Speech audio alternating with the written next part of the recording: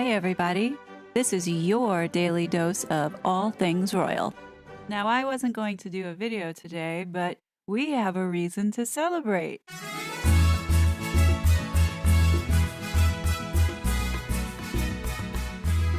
The Royal Grift has hit 50,000 subscribers, and I want to say thank you to everyone who has supported and been a part of this journey. Many of you are aware that I had started a channel called Keep NYC Mega Trash Free back on September 25th, 2021, when the Harkles came to New York City to do their fake royal tour, visiting the Harlem School and visiting the 9/11 Memorial while using state-funded taxpayer money to pay for their security.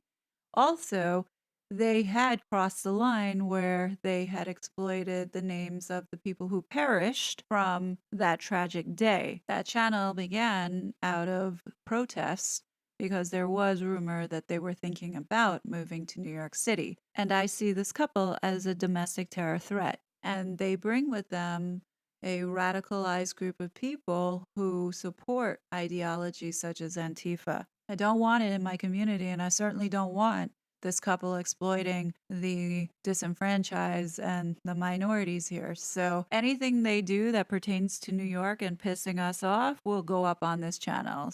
And the Royal Grift is about showcasing everything that this family is going through with this couple and their exploitations. Thank you, everybody. This community has been really amazing, and I appreciate every single one of you. So from the bottom of my heart, thank you. Let's get into this video. Now, I was on the bus on my way to New Jersey, and I see this woman sitting cat corner to me, so I had to take a picture because check out the magazine. Interestingly enough, In Touch Weekly, a magazine that Meghan and Harry leak stories to or give exclusives to, had this bombshell cover story. So I asked this woman if I could take a look at the article. Now, I'm happy to report that this magazine covered talking about Valentine Lowe's book, The Courtiers. In fact, it's one of the few that I've seen. But nevertheless, I'm happy to see that it's sort of hitting mainstream. I think what's even more encouraging is that their faces and names are no longer mentioned anywhere, or at least for this week, they're not there. So that's a good indicator that they are fading into obscurity. It really was Sunshine Sachs putting them out there and hooking them up with all the media. Now that they're not working with them anymore and they're nowhere to be found, which tells you something. Interestingly enough, exactly 1 year ago, in this In Touch Weekly publication, this was the story that made the cover. This article really painted Harry in a bad light, and I wonder if this was something that Meghan had done, being because at the time she had established her relationship with In Touch Weekly. There is one particular issue that I would like for us to revisit because at the time, nobody was paying attention or looking at what was going on with Meghan Markle and her sister. And we all know now that Meghan had cornered or had control over the media with Sunshine Sachs on the competing magazines, such as Us Weekly and People Magazine. So when it came to In Touch Weekly, people really didn't look at it. And for this issue, January 22nd, 2018, Samantha Markle gives an exclusive. And I'd like for us to take a look. The article begins. Even as a girl growing up in LA Woodland Hills neighborhood, Meghan Markle had poise befitting a member of the British royal family. She was extremely well behaved and respectful. If she wanted something, she'd say it in a forthcoming, diplomatic way. She was well-mannered, tidy, and disciplined. The former Suits actress also exhibited star qualities from a very early age. The sweet and funny girl, says Samantha, lit up a room. 3 decades later, Meghan has commanded the whole world's attention. On May 19th, the raven-haired beauty 36 will wed Prince Harry 33 in regal splendor during a ceremony at St. George's Chapel at Windsor Castle. The article quotes Samantha saying, "The thing that really disappointed me," Samantha tells In Touch, "is that the media was making a mockery of the family, and at no point did Meghan step out and say, 'Please be respectful, stop the madness.'" See, Samantha had been consistent and telling the truth this entire time. And the article continues by saying, Samantha wants to set the record straight about her response to Harry's assertion that the royals are the family Meghan never had. After he made the remark to BBC Radio 4, she tweeted, in quotes, "Actually, she has a large family who were always there with her and for her." Immediately, blogs and newspapers framed the response as a family feud, which frustrated Samantha. In quotes, "Things I've said have gotten misinterpreted," she argued. Other, and then in quotes, people have said, "How can Samantha slam Meg? It sort of put a wrench in the family. A lot of effort has gone into damage control." But the incident highlighted a painful family truth. The sisters haven't spoken in several years. Samantha blames, now get this, guys, Samantha blames the distance in part on her former stepmom, Doria Raglan, 61, a social worker and yoga instructor who had Meghan with Samantha's dad, 73-year-old Thomas Markle, a former lighting director on shows such as General Hospital. Samantha claims that ever since Harry and Meghan began secretly dating in 2016, Doria, in quotes, just shut everyone out, including Samantha and her half-brother, Thomas Jr. And this is what Samantha goes on to say, in quotes, "In my mind, Doria wanted to run around and seal off all the hatches. She became very possessive and controlling. So controlling," Samantha says, "that Doria wants to live with Meghan and Harry in the palace." Oh, that didn't happen. Anyhow, continuing on. Doria didn't even tell her former stepdaughter about the new romance. Samantha learned of it when word broke in the papers, and then in quotes it says, "That was kept a secret from everyone in the family apart from my father and Doria," says Samantha. She continues to say, "My father had alluded to it, but he's respectful and kept it quiet." Samantha also blames Doria for Meghan's infrequent contact with their father, who filed for bankruptcy in 2016 and now lives in Mexico. Meghan's education, her connections in the entertainment industry that got her her first job on Suits, and even before then, he gave her so much of who she is, says Samantha. She feels Meghan should return the favor financially.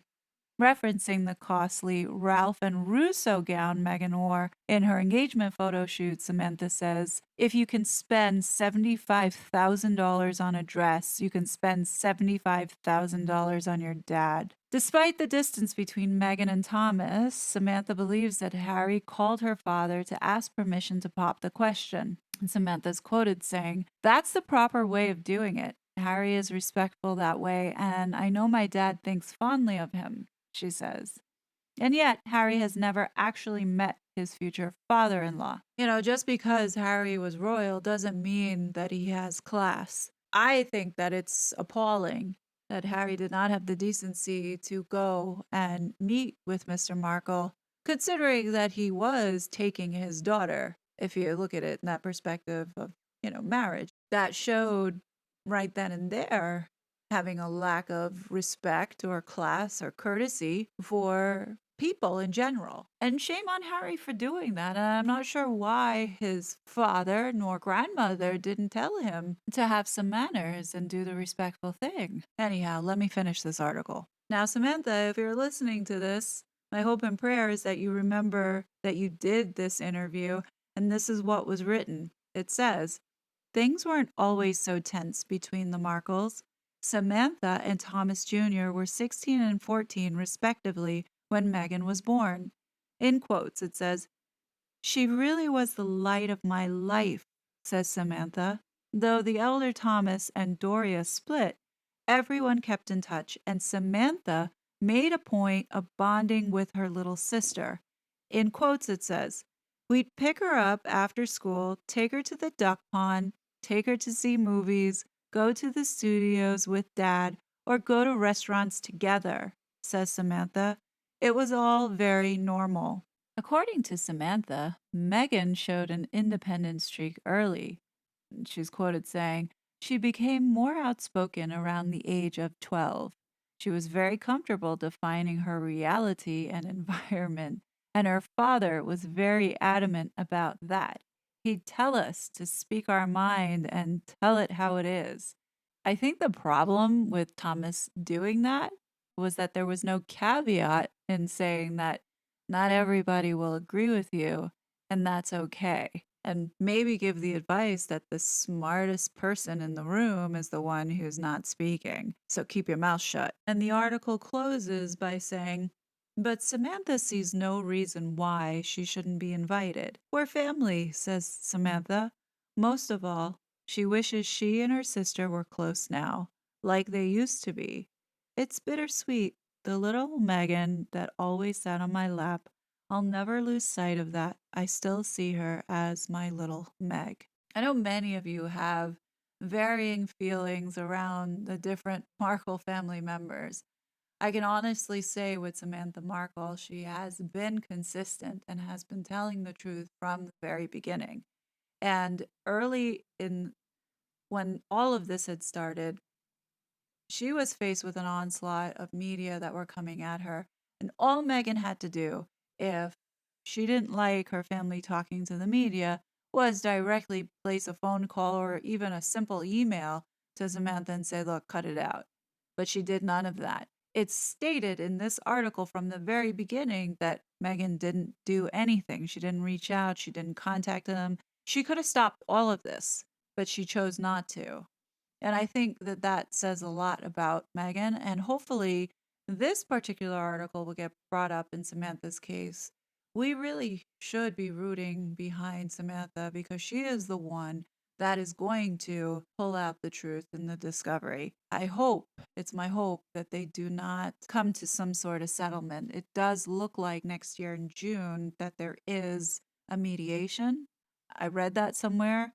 I just hope that there is no settlement and this goes to a full court case because there's so much that needs to come out. And right now, who is going to be able to do that? It doesn't look like the bullying report's going to be released, so we won't know about that. Doesn't appear that the DNA of those children or the legitimacy of those children will ever come out. I think that Samantha really needs to take one for all of us, and we really need to get behind her and support her. So, let me know what you think.